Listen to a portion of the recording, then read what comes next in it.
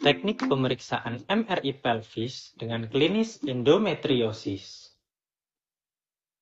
Disusun oleh Tri Aida Yasmin, Luciana Fitri Rahmawati, Ageng Rizky Arianes, Vitarus Diana Putri, Elvira Nanda Virgita Saputra, dan Muhammad Dio Ramadhani. Endometrium merupakan bagian organ yang hanya terdapat pada wanita, yang berfungsi sebagai tempat menempelnya ovum setelah sel telur dibuahi oleh sperma. Letak endometrium ini berada pada rahim lapisan terdalam. Selama siklus menstruasi wanita, lapisan pada endometrium akan mengalami banyak perubahan.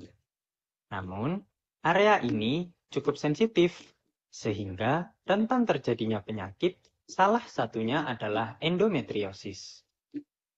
Endometriosis merupakan gangguan ginekologi yang ditandai dengan adanya jaringan endometrium di luar kavum uteri yang dapat memicu terjadinya reaksi inflamasi.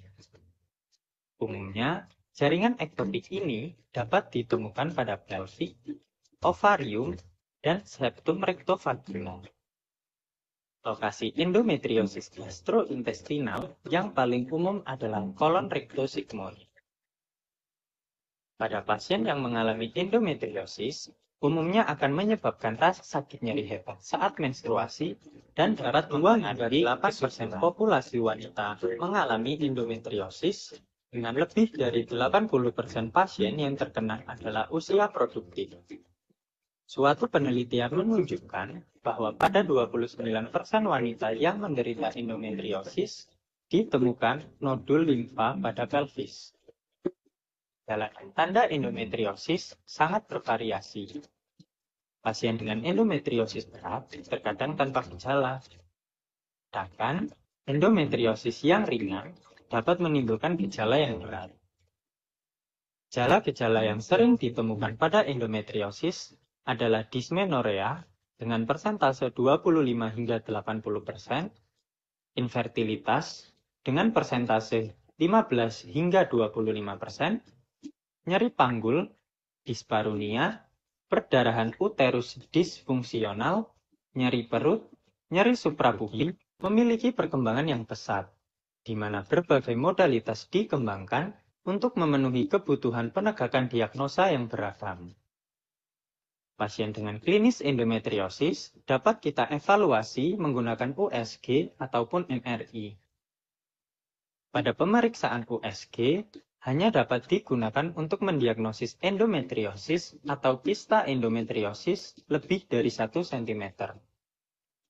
Tidak dapat digunakan untuk melihat bintik-bintik endometriosis ataupun perlengketan.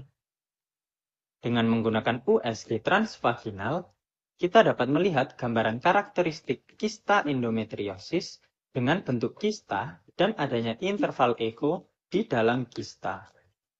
Sementara, dengan menggunakan MRI, kita dapat melihat hasil yang lebih kompleks seperti kista, massa ekstraperitoneal, dan adanya invasi ke usus serta septum rectovaginal, dan diinterpretasikan oleh spesialis endometriosis dapat digunakan untuk memastikan identifikasi klinis berdasarkan penjajaran antara lemak visceral pelvis normal dengan nodul endometriosis. Aspek MRI dari lesi endometriosis sebanding dengan adesi pelvis. Pengalaman ahli radiologi dalam menafsirkan MRI pelvis yang diduga endometriosis sangat penting dalam membantu diagnosis yang benar. MRI adalah modalitas pencitraan dengan reliabilitas rata-rata terbaik untuk identifikasi derajat endometriosis dan memiliki sensitivitas yang sangat baik untuk lesi, serta dapat memberikan informasi akurat untuk stadium endometriosis. Sebelum MRI yang beragam mampu memberikan citra detail, khususnya pada organ soft tissue. Berikut ini adalah gambaran atau tampilan dari anatomi pelvis.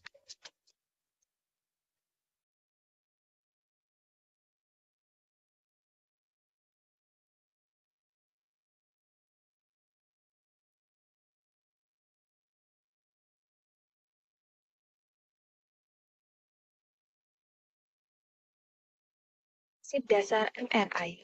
MRI merupakan suatu metode pencitraan diagnostik yang dapat menampilkan informasi anatomis dalam bentuk berbagai irisan langsung atau multiplanar dengan memanfaatkan pengaruh pemberian pulsa radiofrekuensi ke dalam tubuh pasien. Citra MRI diperoleh dari interaksi atom hidrogen dalam medan magnet dan gelombang radio. Selanjutnya yaitu komponen MRI. Menurut salah satu alat, yaitu GE, secara garis besar komponen utama MRI terdiri dari yang pertama yaitu magnet, ada radiofrekuensi coil, sistem proses, patient table, dan yang terakhir ada gradient coils. Berikut ini adalah parameter yang terdapat pada modalitas MRI. Yang pertama, time repetition atau TR.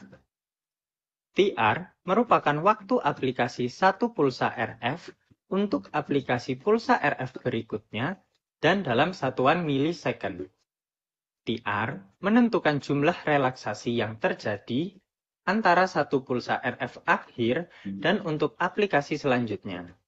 Oleh karena itu, TR menentukan jumlah relaksasi T1. Yang kedua, time echo atau TE. TE adalah waktu dari aplikasi pulsa RF menuju puncak sinyal induksi pada koil dalam satuan milisecond.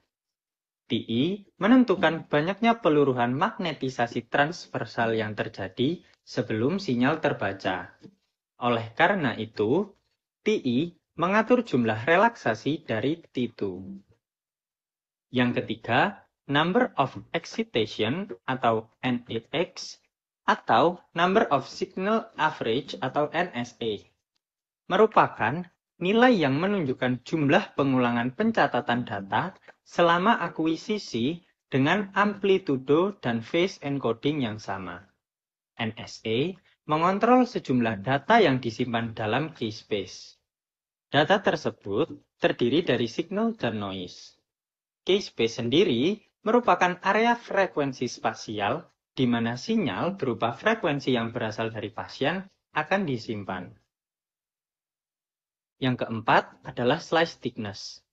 Slice thickness adalah tingkat ketebalan atau irisan atau potongan.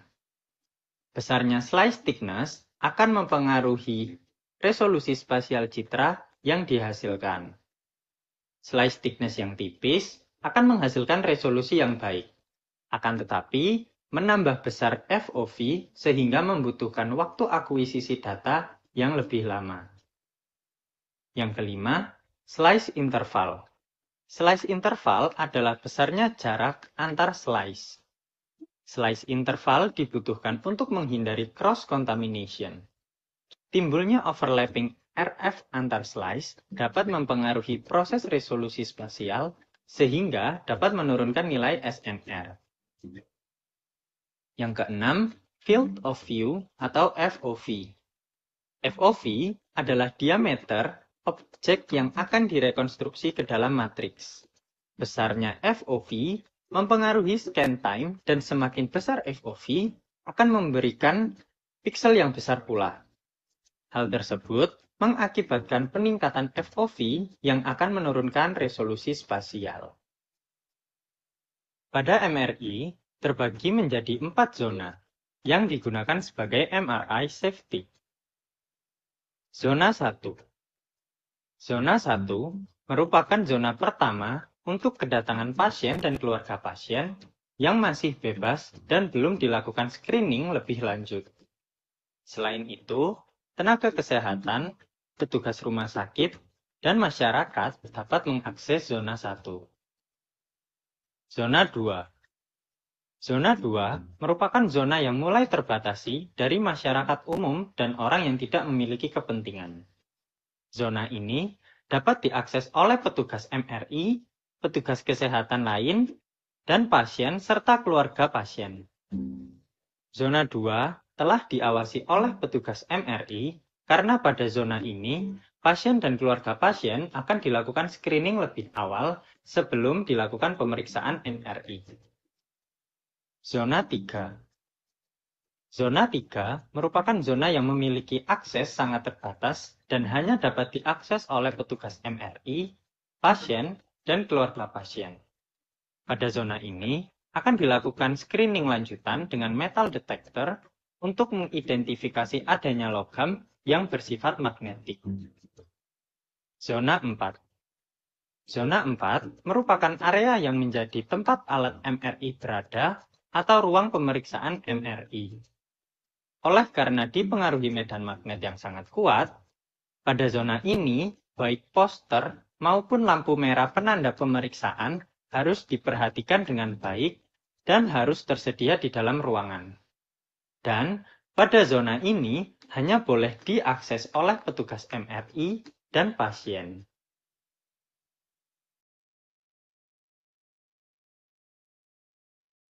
Persiapan pasien sebelum pemeriksaan, di mana sebelum pemeriksaan pasien dianjurkan untuk berpuasa 3-6 jam sebelum pemeriksaan. Yang kedua, mengosongkan kandung kemih 1 jam sebelum pemeriksaan. Yang ketiga, menggunakan agen ganti peristaltik atau kecuali kontraindikasi untuk mencegah artefak pergerakan usus. Yang terakhir ada distensi vagina atau rektum agar endometriosis dapat terlihat dengan jelas. Untuk persiapan alat dan bahannya sendiri, tentunya ada pesawat MRI, control table, ultrasonic gel, bantal, selimut, headphone, printer, body coil, spin coil.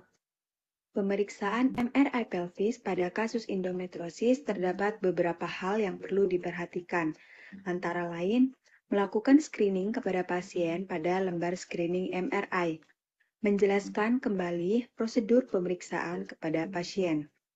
Pasien diminta untuk mengganti dengan baju pasien, melepas benda logam dan bersifat elektronik. Untuk teknik pemeriksaannya sendiri yaitu dibagi menjadi 2, ada posisi pasien dan protokol scan. Pada posisi pasien, yang pertama pada pemeriksaan MRI pelvis, pasien diposisikan supine di meja pemeriksaan dengan posisi feet first dan kepala pasien diberi bantal. Yang kedua, pasien diberikan alat fiksasi berupa body straps agar selama pemeriksaan berlangsung, tubuh pasien tidak bergeser. Yang ketiga, menggunakan body coil dan mengatur sentrasi tepat pada pertengahan pelvis. Yang keempat, pasien dipasangkan headphone pada telinga pasien agar tidak merasa bising saat pemeriksaan berlangsung. Yang kelima, pasien diberikan selimut agar tidak kedinginan. Dan yang terakhir, radiografer mengatur sentrasi objek yang akan dilakukan pemeriksaan.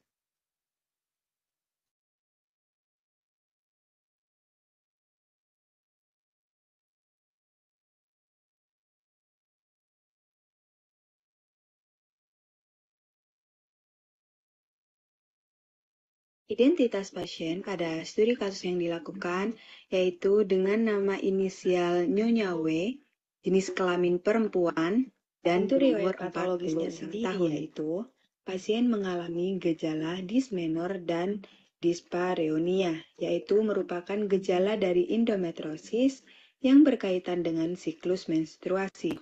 Pasien juga mengalami nyeri pada perut bagian bawah.